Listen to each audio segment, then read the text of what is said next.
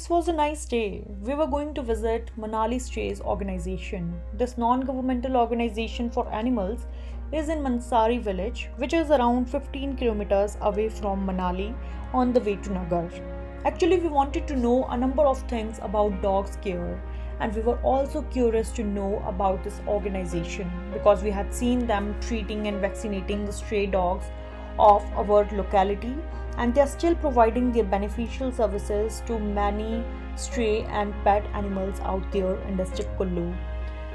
So we wanted to know that when and why they had established this organization, what they do, which kind of problems they are facing, and what can a common man do for animals. So when we reached there was already a patient, but to find the answers of all these questions, we met. I'm Becky. I'm one of the co-founders of Manali Strays. There are 4 founders of this organization: Miss Becky Metcalf, Mr. Kamlesh Singh Bora, Mr. Buddhi Chand, and Miss Ema Waters. So we started our conversation with Miss Becky Metcalf, and we asked her about their organization and their work. So Manali Strays is a small NGO or charity. We set up in September 2019, so we're relatively new. And then we only got this property, or started to rent this property, in August 2020. So we've almost 2 years completed.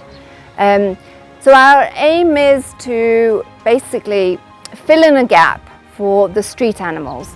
When we first came to Manali to set up the organisation, there was no organisation for the stray animals.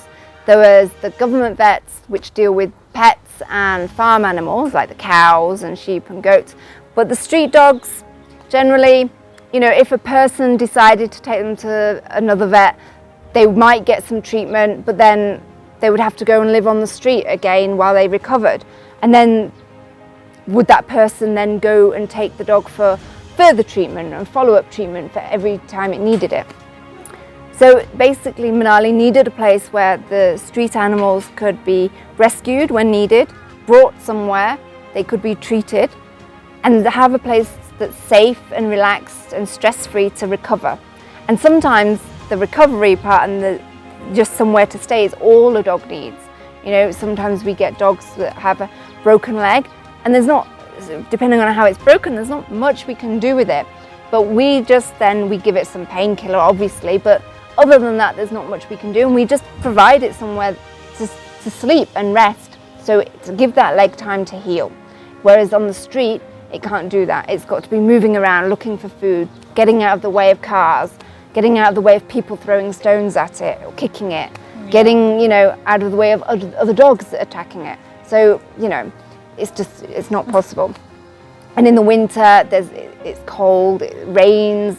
So here, they can be put somewhere warm, indoors. If it's cool, hot, they can be in the shade. So yeah. And then we also do a lot of sterilizations, because at the end of the day, we can treat the street dogs forever and ever, but it will not solve the problem of the overpopulation of street dogs in the first place. So we need to sterilize the street dogs to stop the population from expanding. And the only way to actually do that, and it's scientifically proven to do that, is to sterilize the dogs.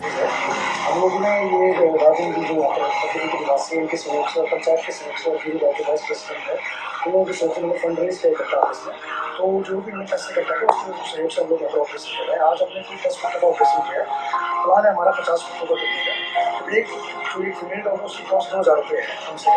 हमारा plan है कि हम आगे पंचायत जाके हम करें, ताकि और जो पंचायत अगर हमें सपोर्ट करती है, थोड़ा बहुत फंड देती है, तो हम लोगों को आसान हो जाएगा। If you poison the dogs like lots of people think is the right way, then it's not. They just, those dogs suffer and die. And then you've basically left open space for another dog. So another dog from somewhere else will come through and just fill it in. And also what happens when you poison the dogs is, because they poison them with food, it's the friendly dogs that eat the food and come to the people poisoning them. And so you get rid of all the friendly dogs and leave the ones that aren't friendly, that are difficult to treat, difficult to sterilize. So yeah, so mainly we do street animal rescue and sterilization because we're very small. You know, there are many other plans that we have and things we want to do, but there's no point starting off and trying to do 10 things at once. You have to build up to it. So our focus the street animal rescue and the sterilization, and when we get more funding and then therefore more staff, we can then expand and do other things.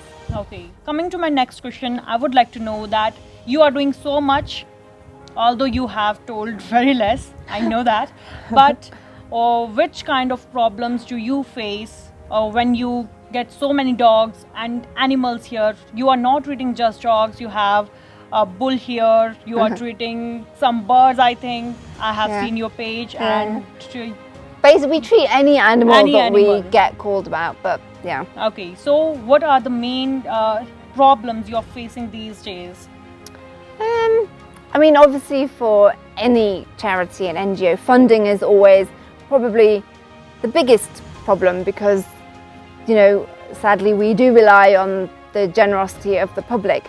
You know, we don't get funding from the government or from other organisations and things. So, and without the money, then we can't function. Yeah, we have to pay staff. You have to pay a vet to do the sterilisation. We have to buy all the medicines. We have to buy all the food. You know, you have to keep maintenance of the building and pay electricity bills and pay for the fuel for every time we have to drive to Kullu to rescue a dog or Manali. And I think the general public often sometimes they forget that and they think, oh, well, you know, the NGOs, they're rich, but no NGO is rich. There's money is always used for, you know, having to buy lots of things that are essential to run. So funding is obviously important. The other problems are sometimes I think lack of awareness of the general public. They don't seem to realise exactly what it is we do. They think that they can phone our helpline and that we should stop everything we're doing, answer their phone immediately, go running to help the dog that they happen to have seen, which, you know, obviously they see the dog and they've seen it's injured and of course they want it to get help, but they have to realise that we're a small team, we can't just stop what we're doing. We have a vet in surgery and we have 10 people bringing pets to see and parvo dogs to be treated and 20, 30 dogs here to be treated. We can't just stop it to go and rescue, or if our ambulance is somewhere else, we've only got one, it's somewhere else, we can't just tell them, no, stop what you're doing, you have to now go somewhere else. So, you know, and they think that also where it seemed to be a 24-hour thing, that they can call us at any time of night and we should be able to answer their. Our manager, Kamlesh, who has the phone, it rings non-stop, and then what happens is we will go home and it continues. If he doesn't turn it off, it continues ringing. He's trying to cook dinner, you know, watch a movie, do something to relax, and it's ringing. And it's usually something like, oh, how do I deworm my dog or something, or, you know, telling us about a dog all the way in Kullu that's been hit by a car. But, you know, sadly, we cannot answer every call 24 hours a day or attend every single dog. When we've got more funding, we can hire more staff, and then maybe one day we would be able to have somebody who is on call at night, so that we can say, right, you're paid slightly extra. If somebody calls at night time, you go rescue that dog, and that can be their job. But at the moment, you know, we barely have enough to get through the month. You know, each month, I think, you know, it costs to run this place between 2.5 and 3 lakh every month. Okay. For, you know, paying for all the medicines and to sterilise the dogs and treat the dogs and their food and all the bills and everything. This job is extremely emotionally tiring and exhausting and stressful. The staff, everybody, I mean, especially our other staff that are doing more of the actual treatments, they need time off because they have to rest, they have to, you know, rejuvenate and take time off for themselves, otherwise they will go mental. In the veterinary world, there is something called compassion fatigue, and it's a real thing. People, you know, in the West, vets, they just get sick of it and often they'll quit and have had enough kind of thing. It's very difficult, and I think that people don't realise. They think, oh, they're just, you know, playing with dogs all day. It's not like they don't, you know, when I post on social media, I post some of the cases, but I don't post the cases and show pictures of the dogs that we've seen hit by a bus with their intestines out and having to see this poor dog wagging its tail at you, but knowing it's not going to survive. And we have to deal with that. We don't expose the public to it. Yes. Because they would soon probably complain if we expose them. We realize that to run such organizations, a lot of things are required in terms of food, shelter, transportation facility, medical facility, and many more. And the scenario for this organization was no different. Our major needs at the moment are diagnostic equipment. So basically, every time a dog needs an X-ray, if it's got a broken bone or it's paralysed, we have to take it to Padlikool, which is a human X-ray place. So the road to get there is quite bad. It's very bumpy, very windy, not good at all for a dog with broken bones, you know, or even a fractured spine. That's really bad. And then obviously they are human people, so they don't know proper positioning of dogs. And you're also supposed to sedate a dog to do an X-ray to stop it moving, to make sure you can get the proper images. But it's very difficult to sedate the dog, take it all the way over there, do it, and then come back. You know, so we need to get an X-ray machine for here so that we can just do it straight away. And then also blood analyzers, so that again, you know, dogs come, we need to do a blood test, we withdraw the blood, but then we have to send the blood to somewhere else, you know, again, Padlikool, Manali or Naga, and then wait for the results. And in the meantime, you know, it has happened before that while waiting for the result, the dog has died because we didn't know what was wrong with the dog. Whereas if we have the machines here, we can do it immediately, know what's the problem, if possible, and treat accordingly. So they're the main things that we desperately need next. Is at the moment we use the human ones and their parameters are different, so it's not as accurate at all. So we're in the middle of setting up a big fundraiser with the help of a volunteer to raise the money to get these machines. Okay. But the way a country cannot be handled by just a few leaders, in the same way, many destitute animals cannot be handled by some organizations. So what can a common man do for these animals?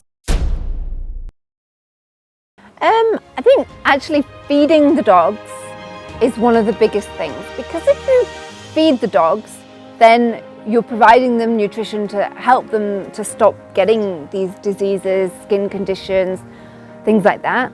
So, but also providing somewhere safe for them to sleep. You don't have to take them into your home and have them as a pet, but you know, if you have a property and there's an area that's like under shelter or it's safe and the dog likes to sleep there, allow it to sleep there. Don't shoo it away, you know, onto the road, because, you know, why? What harm is it doing? Just, in fact, actually, if you allow it to, especially shop owners find that if they allow the dog to sleep, they act like a guard dog for the shop to protect it.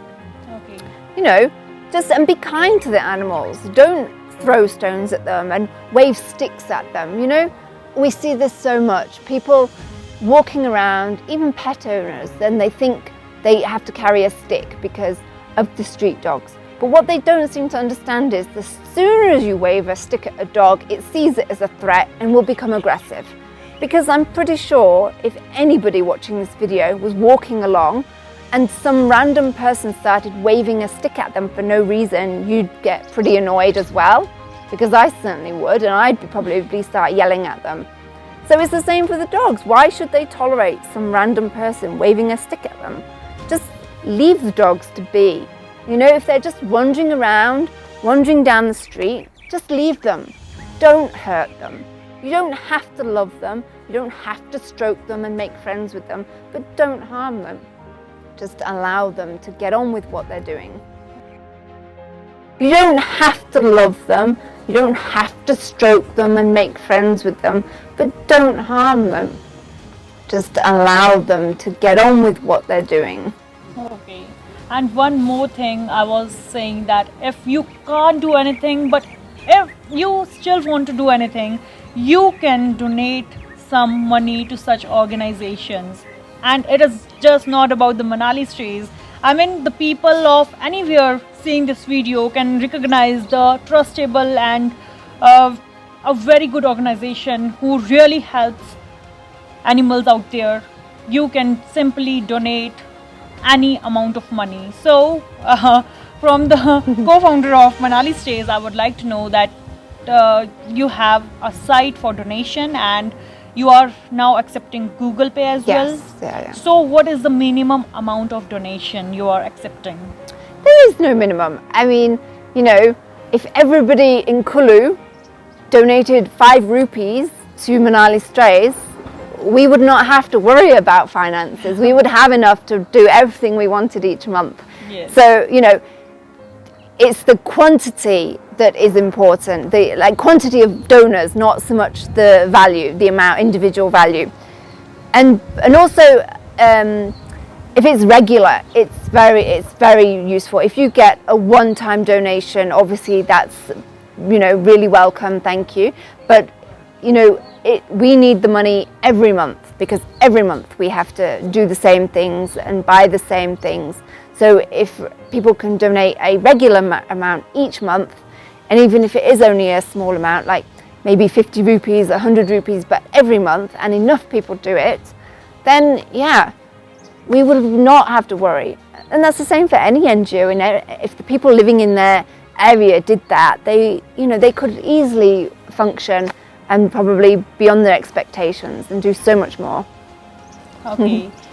So in the end, I can just say that they have not called me here that come Rajni and make some video for me, but I wanted to come because I have seen them working for my dogs, for the dogs of my locality, and after seeing their work, I have realized that these organizations really need fundings, and you can just start with 5 rupees. If you have just 5 rupees, you can start even with that. I'll put the link below where you can donate some money, or you can GPay them. You can visit their website Manali Strays. You can follow them on internet, Instagram Manali Strays. Thank you very much. Thank you. Thank you for visiting.